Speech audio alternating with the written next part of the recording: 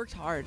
I gotta be honest with you. Not just on push-ups. You can't rely on a lot of the things that some bands rely on, whether it be, the internet or radio or other ways of getting your name and songs out there without having to put, the work in. And we wanted to give a small group of people an experience that they might remember and maybe tell someone else. The reason I ask is because a lot of people and fans who might be watching and aspiring musicians will see you guys and say, wow, they started from nothing and they built up to where they are now, and they'll think, well, what's the formula? There was a formula involved.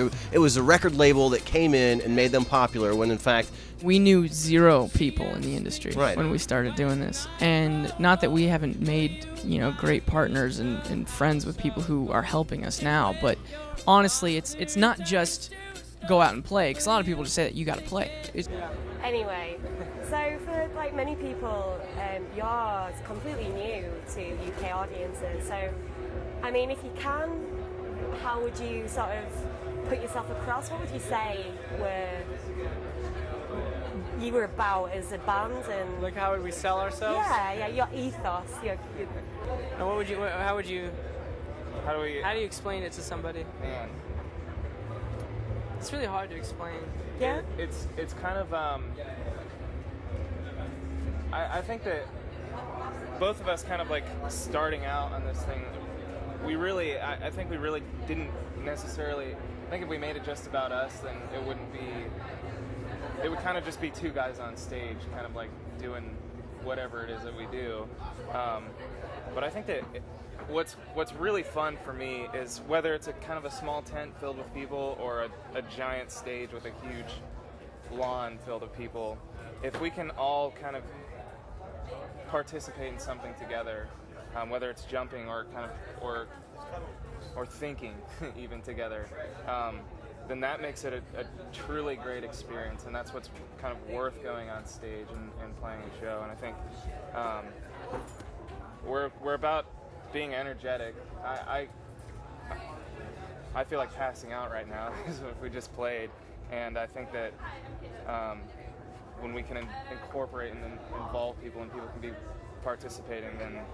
Now that you guys are down with a major label and you had your first two releases on your own, have you seen that difference at shows? Have you seen a bigger presence over the years? Obviously, right? Yeah, I know. It's you can feel some traction when you're on the road and you're playing every day. It's hard to really feel things gaining momentum because it's very simple. Like when you see a relative and they're like, "Oh, you got taller," and you're just like, "I didn't realize it." It's really exciting to come home.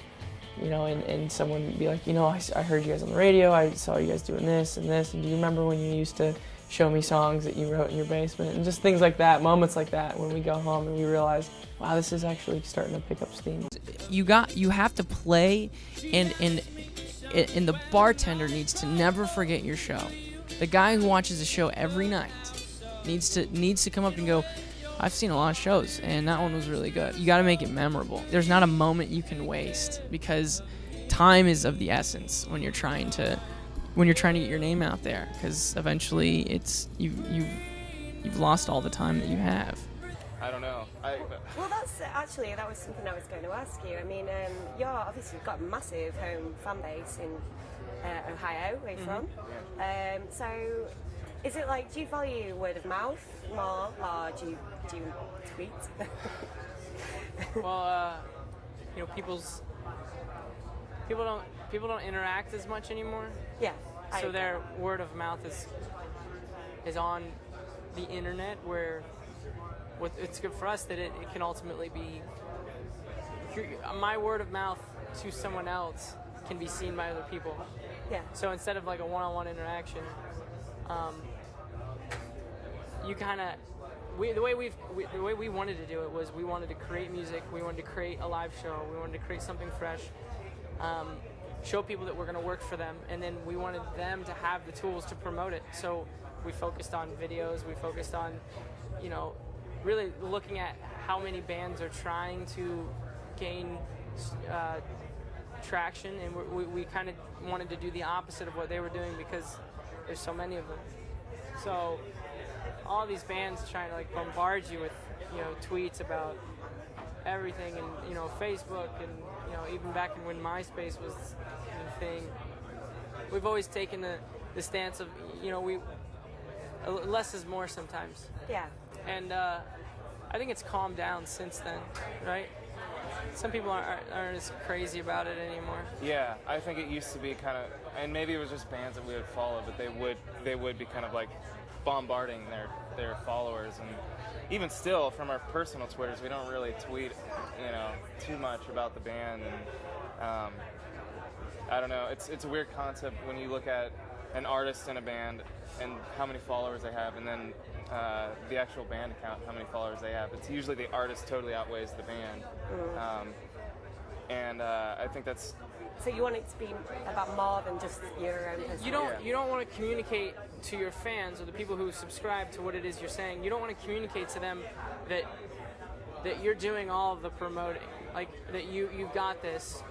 We don't need you to tell people because we're constantly yelling about ourselves. It's discouraging to see that all the time. And so when someone who supports what we do sees, like, this is what they're doing, I like it, I believe in it, I feel moved to be a part of telling someone about it.